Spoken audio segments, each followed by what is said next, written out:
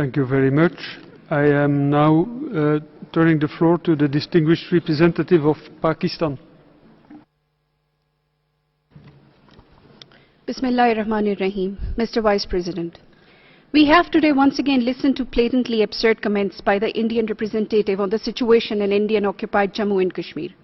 They have insulted the intelligence of this House with the usual twisting of the historical facts, obfuscation of their repressive role, and the outright denial of the well-documented violations of human rights in that troubled region.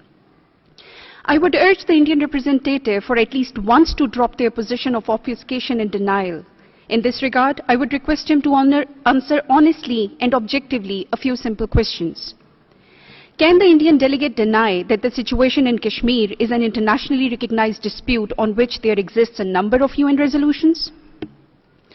Can the Indian delegate deny that the UN has expressly called for holding of an impartial plebiscite to ascertain the wishes of Kashmiri people?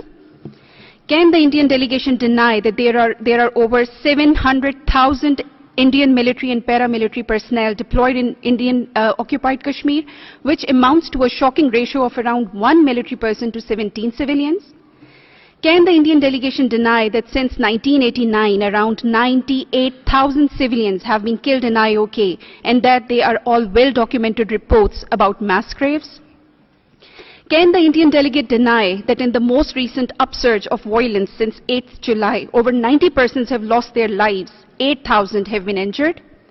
Can the Indian delegate deny that to suppress the Kashmiris, the Indian armed forces have resorted to an indiscriminate use of pellet guns aimed directly at civilian protesters, resulting in 120 persons being blinded and many suffering from the grievous injuries that will blight their lives forever? Can the Indian delegate deny that the entire valley of IOK is under curfew since most of the past 2 months? And finally, I have framed these questions in a simple manner so as to facilitate clear and honest answers from the Indian delegate. I hope we can finally cut through the traditional Indian pattern of obfuscation, denial, and blame shaming. Thank you. Thank you very much. I understand that 2 countries have asked for a second right of reply, and they are India and the DPRK. So I will now give the floor to the distinguished representative of India. You have the floor. Thank you, Mr. Vice President. We strongly reject Pakistan's continued misuse of the Council to make tendentious references about internal matters pertaining to the Indian state of Jammu and Kashmir. This stems from Pakistan's territorial ambitions over Kashmir that has found concrete expression in repeated armed aggressions. Pakistan continues to be in illegal occupation of a large part of territory in Jammu and Kashmir. The fundamental reason for disturbances in Kashmir is a cross-border terrorism sponsored by Pakistan, which has provided active support since 1989 to separatist groups and terrorist elements, including those operating from the territory under Pakistan's control.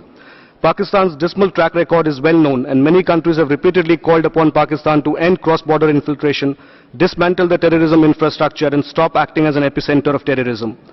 Pakistan has alleged human rights violations in India. Our credentials as a peaceful, democratic, pluralistic society that's deeply committed to the welfare of its people are well established. On the contrary, Pakistan is characterized by authoritarianism, absence of democratic norms, and widespread human rights violations across the country, including Balochistan. The institutions of governance in Pakistan have corroded to such an extent that it has become a hub for the global export of terror. It will be in the fitness of things if instead of ritually raking up alleged human rights violations elsewhere, Pakistan were to focus its energies on improving human rights situation within Pakistan and Pakistan-occupied Kashmir. It must also take action against the perpetrators of terrorist attacks on its neighbors who are roaming freely in Pakistan with impunity, so that terrorism emanating from Pakistan, the gravest risk for peace and stability of the region, could be addressed effectively. Thank you. Thank you very much. I understand that the distinguished representatives of Pakistan and Japan have also requested a second right of reply, so I am now giving the floor to the distinguished representative of Pakistan. You have the floor. Vice President, regrettably, we heard with great patience and just the slightest and perhaps unrealistic hope that Indian delegation will accept but the historic reality about the international nature of the Kashmir dispute as well as their continuing terrible record of human rights violations. There is again no indication that they will own up to their incontrovertible fact that the terrible situation flows from the nature of Indian occupation and their unceasing oppression of the Kashmiri people.